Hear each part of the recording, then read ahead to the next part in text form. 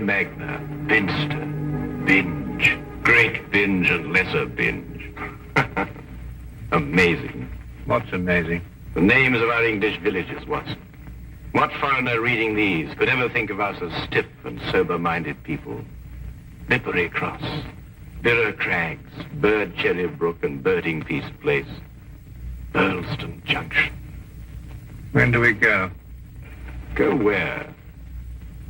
To Burlston Manor, Burlston, Sussex. Whatever led you to believe that I'm interested in Sussex, Burlston, or Burlston Manor? No doubt you saw the account of the rather gruesome murder of Squire John Douglas. Quite so. The case has interesting features. But at the moment, I'm more interested in the fly fishing possibilities in the neighborhood of Burlston. Ah, that would be the Arun. Runs within 2 or 3 miles of the manor house. What manor house? Burlston, the home of the late Squire Douglas. Oh, yes, I remember. I believe he was quite a fisherman. The moat is 40 feet wide. 40 feet wide? Well. Good Lord. He could probably fish from his bedroom window. And when the drawbridge is raised, the place becomes an island. 4 hours after the bridge is raised, the body of Squire Douglas is found in his study with half his head blown off. That should appeal to you. Fishing seems a safe business by comparison. Do you row a boat? A boat? For fly fishing? Have you ever fished before? Does this look like the equipment of an amateur? Odd word. Which? Equipment. All the fishermen I've ever known talk about their tackle. What do you deduce from that, Holmes? Obvious. Your fishing friends either lack experience or vocabulary. We deep-sea fishermen are in the equipment class. None of your nasty little bundles. Yes, that gaff is far more suitable for a shark than a trout. Do you really think so? No good for trout? Well, it depends what trout you're after. Oh, yes. Well, we must carry a tape measure. A tape measure? What on earth for? To measure our catch, of course. To measure our catch and throw back the little ones. A good rule in life, Watson. Always remember to throw back the little ones. Do you think our prey will count as a big one or a little one? Well, hardly as big as Squire Douglas lying dead in his castle, surrounded by his moat. Holmes, you've been analyzing this case. Well, I haven't got enough data yet for analysis, really. Do you think it could be an accident? What, with a sawn-off shotgun? And the triggers of both barrels wired together? Murder, eh? Yes, possibly. What do you mean by possibly? Don't sit there, man. That may be opportunity knocking. Oh.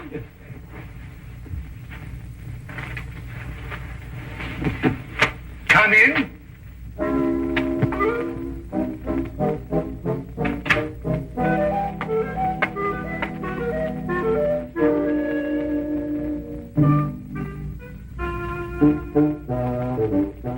Mr. Sherlock. Oh? The fisherman. Hold on! I'll tell you! Blimey! No, Get there, boy.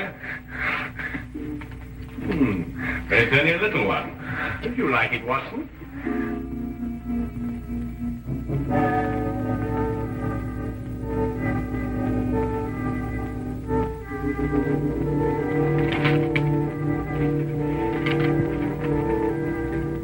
Would appreciate your view. Intriguing affair. Burlston Manor. Signed, Inspector McLeod. Ha! Please, English, for I'm utterly baffled. Oh. Yeah, where is it? Where's what? Well, the tape measure, of course. Where is that tape measure? Holding the fiddle ties together, sir. Fiddle? Violin case, boy. Oh, tell me, Watson, how are we off for trains?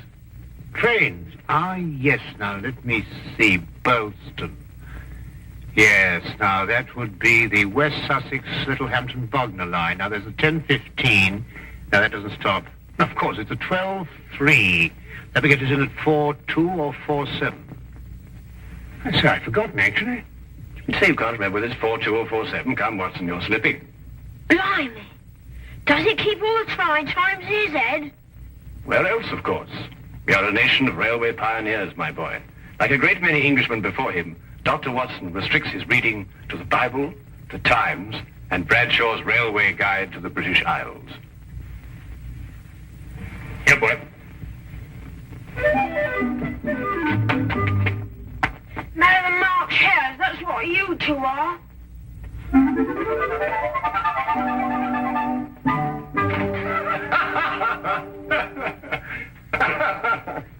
I say, Watson, have you seen my weekend bag anywhere? I suspect it's under the stairs. Mrs. Hudson got very tired of seeing it lying about. Oh, good. Well, that means it hasn't been unpacked anyway. I assume not. Excellent. Then everything is ready. Oh, be a good fellow, would you, and dig out that bag and put it in the cab along with that tackle. Why? Aren't you going to be here? I have a little reading to do. Pick me up at the British Museum Library, say half an hour before the train leaves. Now, look here, Holmes. This is no time to go reading. You'll miss the train. I cannot vouch for the punctuality of Dr. Watson or the reliability of the company's steam engines, but I, for one, propose to be at Burleston Halt at 4:02 p.m. precisely.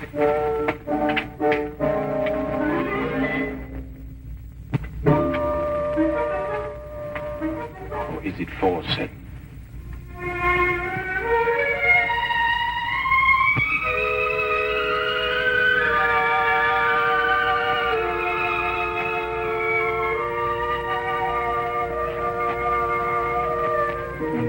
It was a nice piece of work, if I say so myself. The entire story hung on a spider's thread. A spider's thread? Exactly. Sounds interesting, Inspector. Now perhaps you'll start at the beginning. Simply stated, the castle, as you see, has a moat.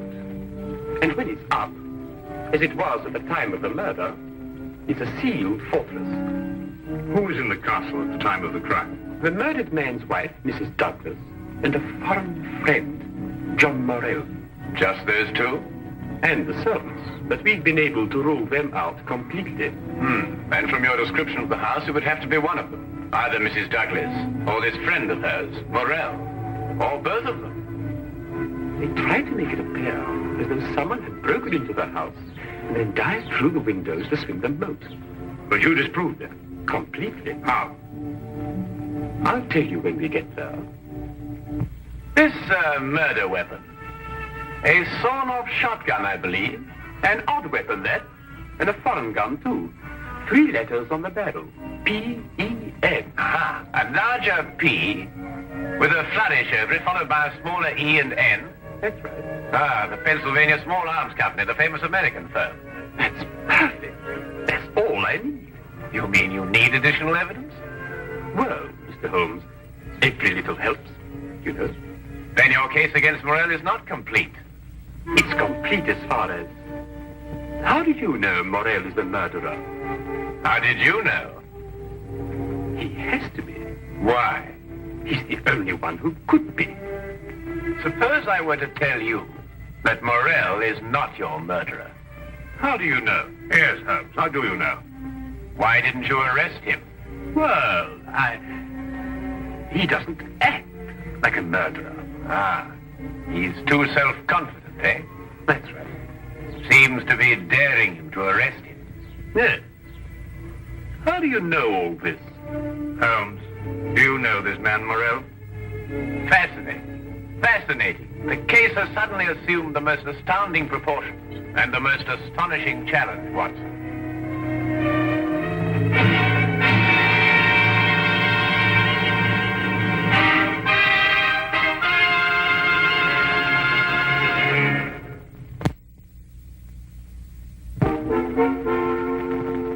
And now we return to the case of the Pennsylvania gun. Beautiful specimen of the period. Yes, it is lovely, isn't it? What did you mean, Mr. Holmes? Nothing. I just think it's a lovely building. No, I mean when you said that Morell didn't murder Mr. Douglas. Oh, that. Yes, what did you mean? How do you know he didn't do it? Well, if he didn't do it, she did. You're jumping again, McCloud. You're jumping. But it has to be one or the other. Does it really? What's he talking about? Well, don't you know? No, I don't know. If 2 people are in a sealed house with a murdered man, One of them has to be a murderer. That's common sense. Ah, but is it logical? What do you mean, is it logical? I don't know, but Holmes says that all the time. I was hoping you might be able to tell me.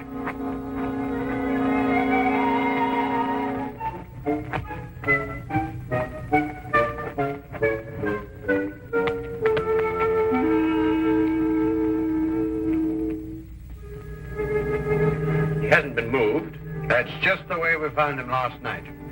Watson? Of course, death was instantaneous. I should say so. The charge was not fired directly into the face, as the newspaper's account had it. Uh-huh. I'd say the blast came from below, and that the gun was almost vertical. Excellent, Watson, excellent. May I see this shotgun, McLeod? Holmes, look at this. Good Lord. Wait, it's a brand like cattle. Well, how old would you say it was? Have you got your glass there? Yes. Thank you. It's very difficult to estimate marking like this, Holmes, but I'd say it's over 15 years. 20. Mr. Morell? At your service, Mr. Holmes. Dr. Watson? News travels quickly. This is a small village. You said 20 years? Yes. The same age as this. It stands for Vermissa Valley, Arizona. Gold claim number 341. That is where John and I met 20 years ago. There were 3 of us. We registered the claim, worked it, and then sold it. We divided the money in thirds and went our different ways. 2 years ago, I looked John up here and stayed on. I liked it. And the third partner? He lost his money, and I believe his mind. He came to believe that we had cheated him. And he swore to kill us 10 years ago. Why didn't he? He couldn't find us. No, we didn't have the same names at the time.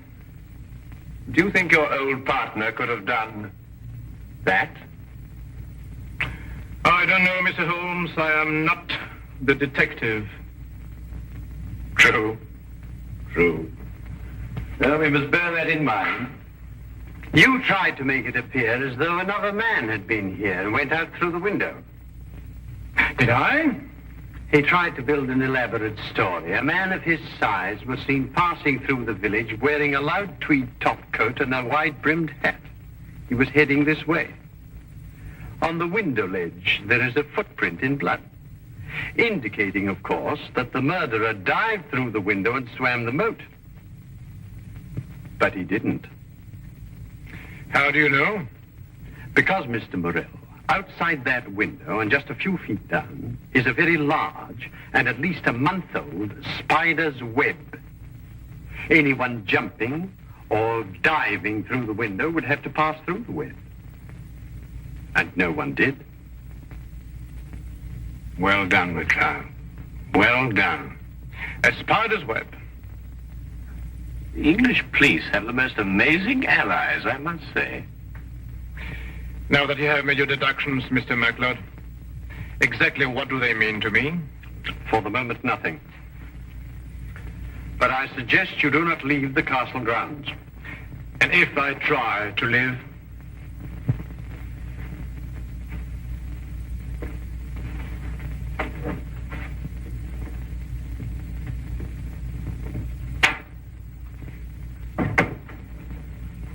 Well done, McLeod. You've certainly got your man. But I'm not rushing in to make any arrest. I'm going to make sure the case is iron cast. You're very wise. And what's the motive? Revenge for the Vermissa Valley affair? I've got to go a bit careful there, Doctor. If you ask me, it's a case of, cherchez la woman. Oh, what's he? Oh, Mrs. Douglas? Well, you know how these things are, Doctor, between us, men of the world. We know how a situation like this can... Oh, of course. Of course. Of course. Of course. Delicate situation, though. Delicate. Yes, delicate. Might almost be called the case of the other man.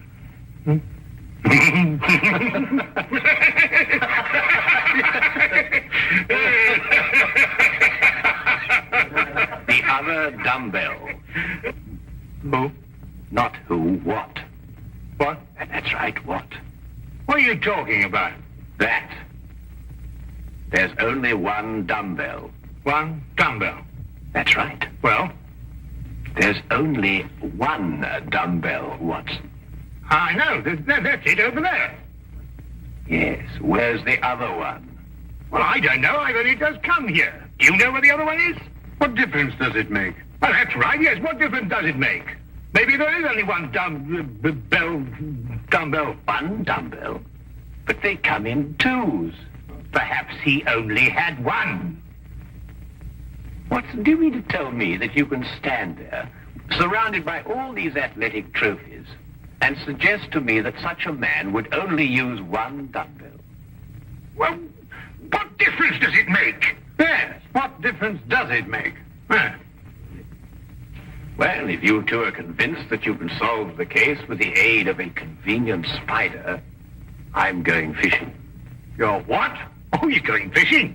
He's brought his tackle. Why? To catch fish. Then I take it you're satisfied with my analysis of the crime. Find the dumbbell. Hang the dumbbell!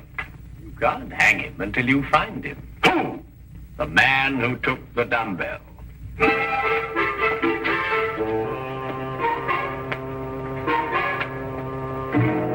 Gone too far now, Holmes. I think you've made him very angry. Then he should fish. It soothes the nerve. Are you really going to fish? I am. Where? Out of that window. It looks very comfortable. Well, what do you expect to catch? A herring. A red herring. I have the tape measure, Watson. To measure a red herring? To measure the big red herrings. The little ones I plan to throw back. Holmes, you're up to something. I am. What? Would you like to help? Of course. Well, look. Take the good inspector down to the local pub and keep him there for at least an hour. While you fish for red herring? At the moment, I'm fishing for bait. I don't know what you're talking about, but I'll do it. Good. Remember, 1 hour. I may enjoy myself in the local and stay too.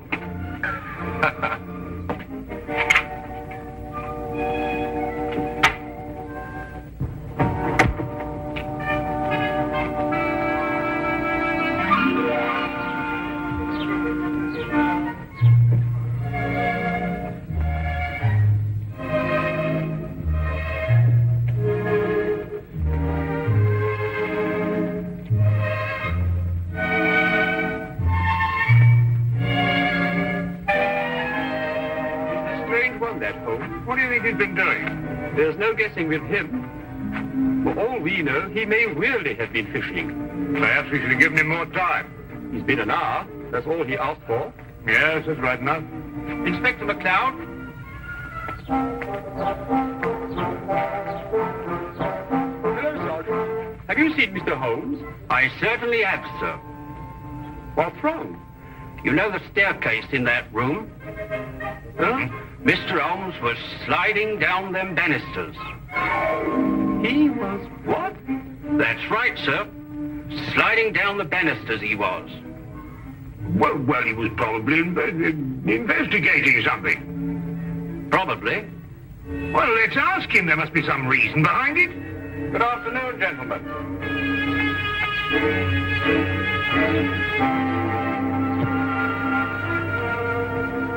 Go on. Ask him. Ask me what? Well? What have you been doing while we were away? Well, first I fished, No. and then I slid down the banisters. I told you. Why? Why not? Well, And you, Inspector McLeod, are going to drain the moat. I'm going to what? Drain the moat. Empty it right down to the bottom. I can't do that. That's a major engineering job. Don't you realize that's a real river that runs round the house? Well, in that case, don't drain the moat, but tell everyone you're going to. And then what? Then we'll all meet back here in an hour's time. and see if we can find somebody pulling something out of the moat. Exactly. What? Red herrings. As mad as a March hare.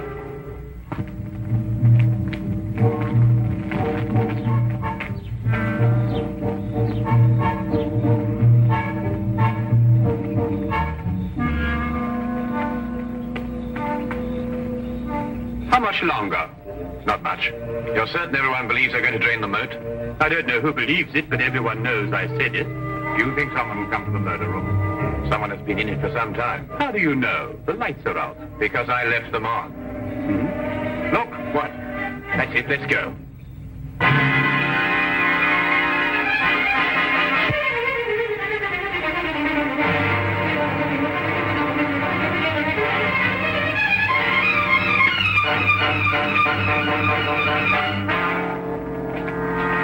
Oh, excuse me. What are you using for bait?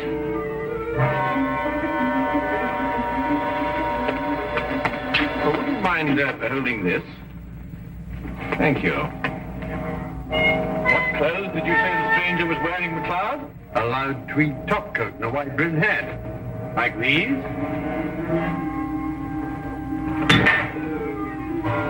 The dumbbell. Holmes, how did you know? When you're working near water, Watson, and a heavy object has disappeared, you may conclude, until you can prove otherwise, that it has been used to prevent some object from rising to the surface. All right, Morell. You're under arrest for the murder of John Douglas. It is my duty to warn you that anything you say may be taken down and used in evidence... No, McLeod. You haven't got it at all. What? This gentleman didn't kill John Douglas because John Douglas isn't dead. He isn't what? Dead. The man whose body you discovered in here is the very man who came back to... No, you're not with me, are you, McLeod? Would you tell him, please? These clothes belong to our third partner. The man has been searching for you for 10 years. Yes. He found us and arrived here with a shotgun. He and John struggled and the shot went off. That explains the vertical angle of the blast. In the ensuing struggle, the gun went off. I heard the report and ran down immediately. I timed it from your room. 15 seconds if you run and 10 seconds if you slide down the banisters. I ran. I thought you would. John was panic-stricken when he saw what he had done. I got the idea to change their identities. But then where is Douglas? With the aid of my tape measure, I was able to ascertain that there is a hollow space behind that wall. I imagine it conceals a passage under the moat. Yes, Mr. Holmes, it does. And John has had a 36-hour head start. We'll stop him. I told him you would. I'll issue orders for the apprehension of Mr. Douglas, and we'll talk about your part in this, sir, in the morning. You have conspired to conceal evidence.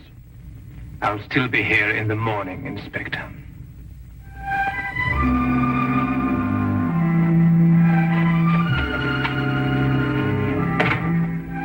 A very brilliant piece of deductions, Mr. Holmes.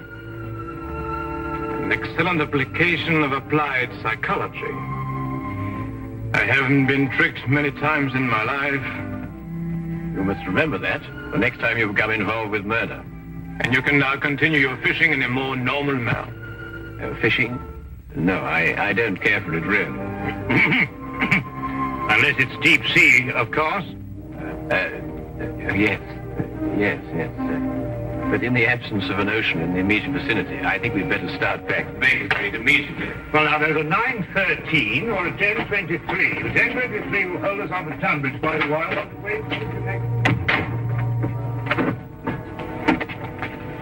Thank you, Mr. Holmes. Not at all.